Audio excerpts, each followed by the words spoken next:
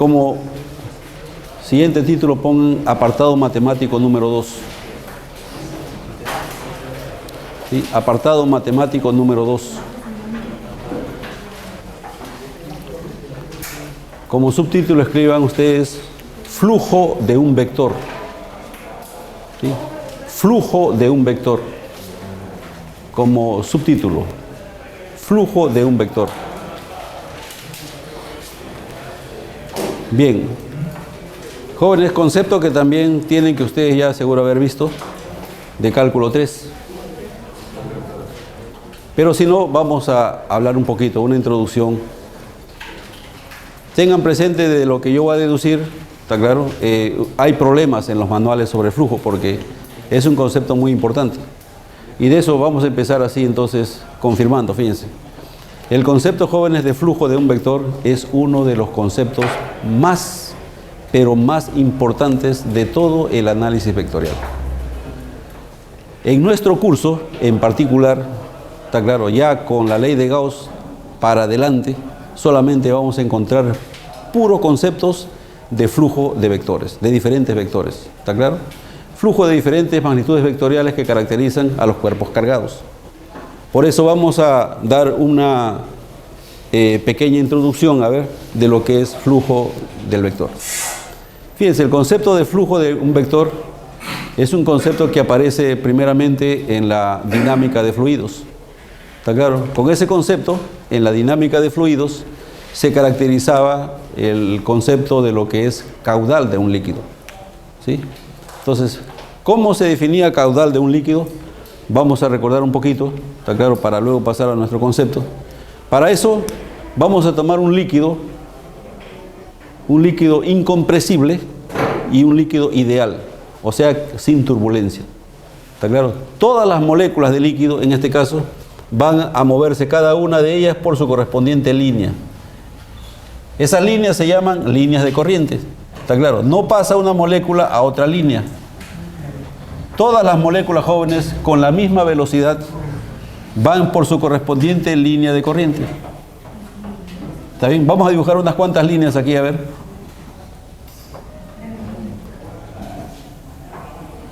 Repito otra vez, ¿no? Todas las moléculas, para este modelito que estamos viendo, todas se desplazan con una misma velocidad. Una misma velocidad. ¿Está claro? Entonces, surge el siguiente planteamiento del problema, fíjense. Aquí voy a poner una superficie ideal, no vayan a pensar que pongo alguna superficie sólida, ni mucho menos, ¿está claro? Tengo una superficie por aquí, y esa superficie lo voy a llamar delta S'. ¿Está claro? Y lo que se plantea en la dinámica de fluidos es calcular el volumen de líquido que en la unidad de tiempo o en este intervalo de tiempo delta t atraviesa la superficie delta S'. ¿Cuál es el volumen de líquido? Repito, ¿no? ¿Cuál es el volumen de líquido que en este intervalo de tiempo delta t atraviesa la superficie delta S'? ¿Sí? Vamos a hacer ese cálculo. A ver. Repito, todas las moléculas de líquido, todas se desplazan con la misma velocidad. Vamos a dibujar aquí un vector velocidad.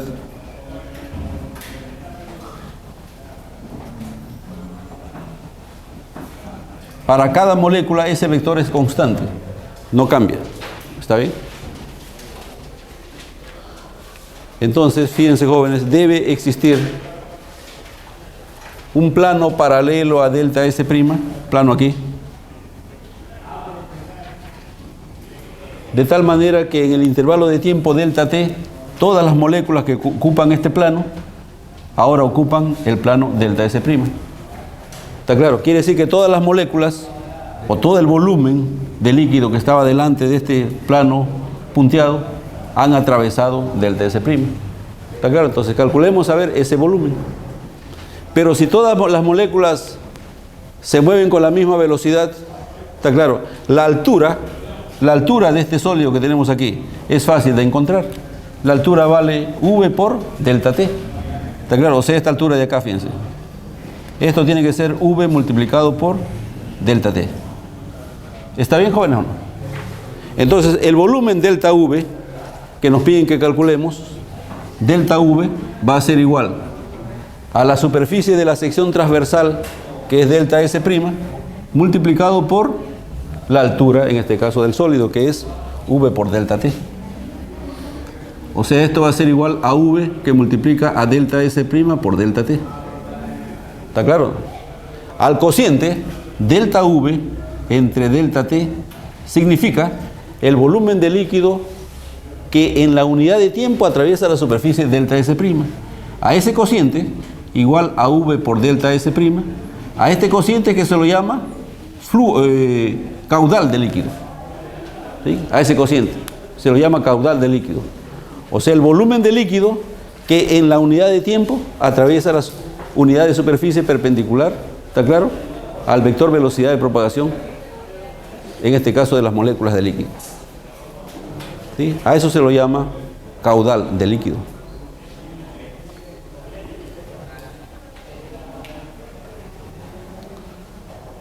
Vamos a generalizar un poquito, ¿está claro?, este resultado. ¿Sí? Como en antes, vamos a tomar una superficie que forme cualquier ángulo con el vector velocidad, que sea esta superficie, digamos aquí. Vamos a llamar esa superficie delta S. Y planteamos un problema análogo: calcular el volumen de líquido que en este intervalo de tiempo delta T atraviesa ahora la superficie delta S. ¿Está bien? Delta S. Podemos, para mayor claridad, introducir aquí el vector superficie delta S. Si nosotros trazamos un vector unitario perpendicular, quita el vector U, teniendo en cuenta, ¿no?, de que U, la magnitud de U vale 1, el vector es perpendicular. Entonces el ángulo que forma U con V, este ángulo lo llamo alfa. ¿Está bien?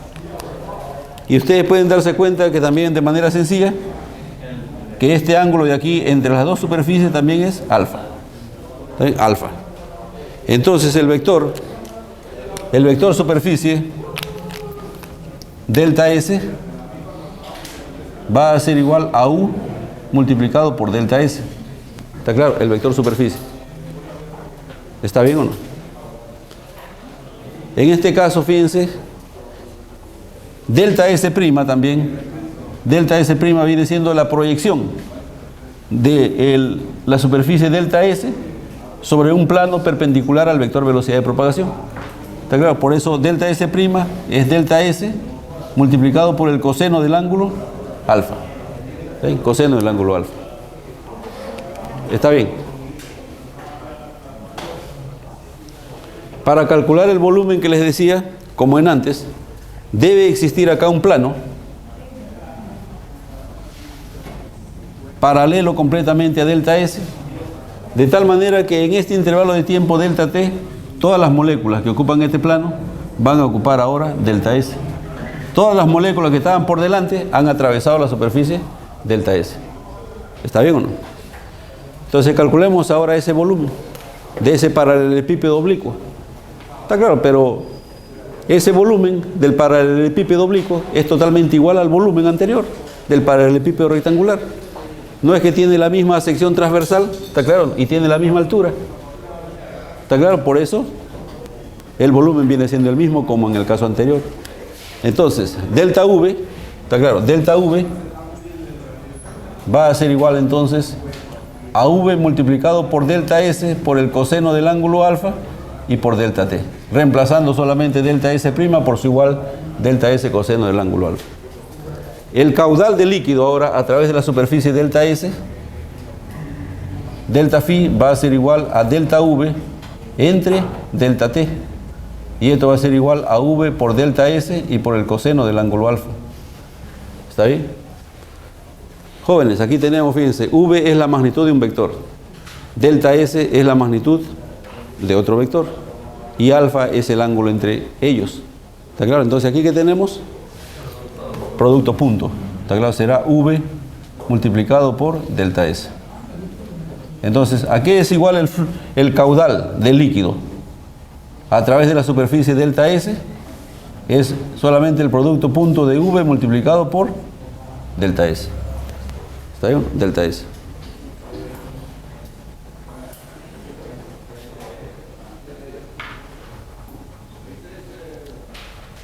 Jóvenes, de manera más cómoda matemáticamente, en lugar de delta phi, podemos introducir el diferencial del caudal phi.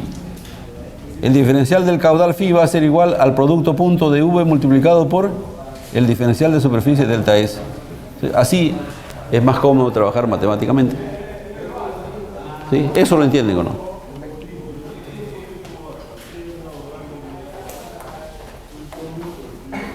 Si la superficie delta S es pequeña, entonces la velocidad de las moléculas de líquido se lo puede considerar constante, ¿está claro? Y el líquido totalmente sin turbulencia, ¿está claro? Pero ¿qué pasa ahora? Si delta S es un elemento infinitésimo de toda una superficie, ¿está claro? Una superficie S. ¿Cómo encontramos el caudal ahora a través de la superficie S? Integrando. Entonces, el caudal ahora, fíjense, a través de la superficie S. Ahora V ya no es constante. V es constante en el elemento infinitésimo delta S. ¿Está claro o no? Fíjense cómo pasamos, ¿no? Lo que vamos a escribir ahora es totalmente aplicable a los ríos, a los lagos, tipo de cosas, ¿no? Mares, ¿sí? Entonces, el caudal viene siendo la integral por toda la superficie S del diferencial de phi. Esto viene siendo la integral por la superficie S de V por ds. ¿Sí? Eso es caudal a través de la superficie S. Jóvenes, si la superficie S es cerrada, ¿está claro? Puede ser un lago completo, ¿está claro? Puede ser todo el mar de nuestro planeta, superficie cerrada. Y el caudal completo ahora, ¿cómo se escribe? El caudal completo viene siendo la integral por toda la superficie cerrada, ¿está claro? dV por ds. ¿Está claro? Eso viene siendo el caudal si la superficie es cerrada completamente. Un reservorio, un lago, o todo el agua de nuestro planeta, podemos calcular su flujo de esa forma. O disculpen, su caudal.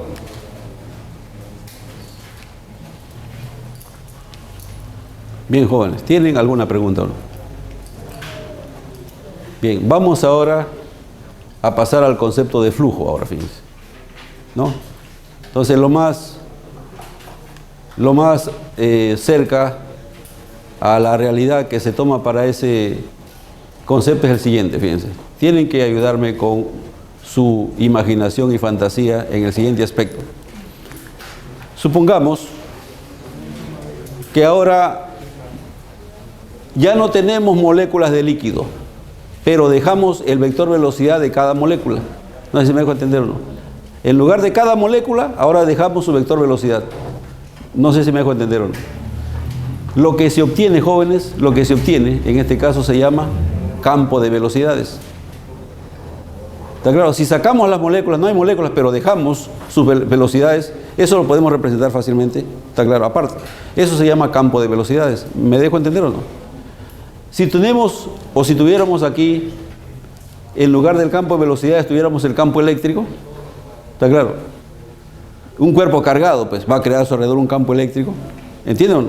Entonces podríamos tener, análogamente a un campo de velocidades, podríamos tener un campo eléctrico también.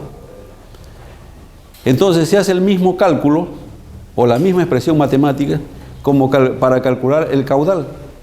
Claro que en este caso no podemos hablar de volúmenes de vectores, porque el vector es algo ideal. ¿Está claro? Y por eso no aparece tampoco el concepto de caudal, como estamos viendo aquí nosotros. Sino este concepto de caudal se convierte en el concepto de flujo, en este caso del vector velocidad. Pasando al campo de velocidades, ¿está claro o no? Podemos pasar a cualquier otro campo vectorial, como el campo eléctrico, cosa que vamos a hacer ahora. ¿Entienden o no?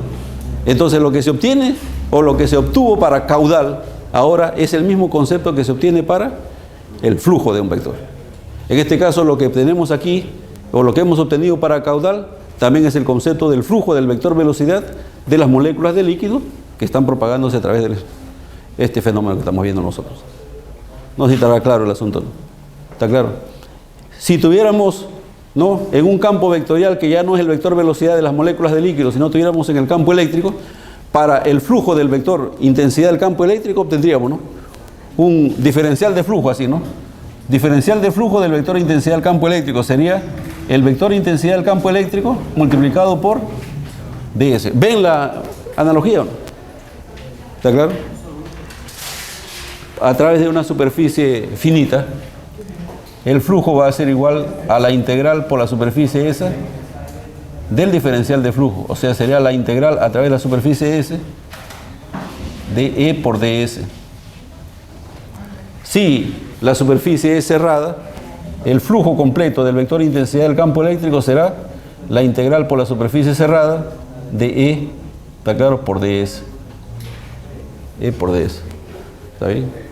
El mismo concepto que sacamos para el vector velocidad, ahora podemos aplicarlo al vector intensidad del campo eléctrico. ¿Está claro? Diga. ¿Por qué la integral tiene una bola? ¿Por qué la integral tiene? Es cuando la integral o la superficie es cerrada. En este caso, fíjense, la superficie S al comienzo era abierta, entonces nos salió esta integral. Pero si la superficie S es cerrada completamente, hay que escribir así.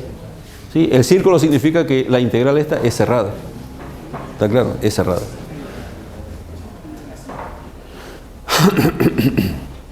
Bien, jóvenes, como lo decía, expresiones de este tipo, ¿está claro?, de este tipo, o expresiones de este tipo que tenemos acá, ¿sí?, vamos a encontrar por todo el curso, nosotros, para diferentes magnitudes vectoriales que aparecen en los cuerpos cargados. ¿Está claro? Y por eso, de aquí en adelante vamos a hablar de flujo de esas magnitudes, si así se requiere, o si así lo requiere el fenómeno, ¿no?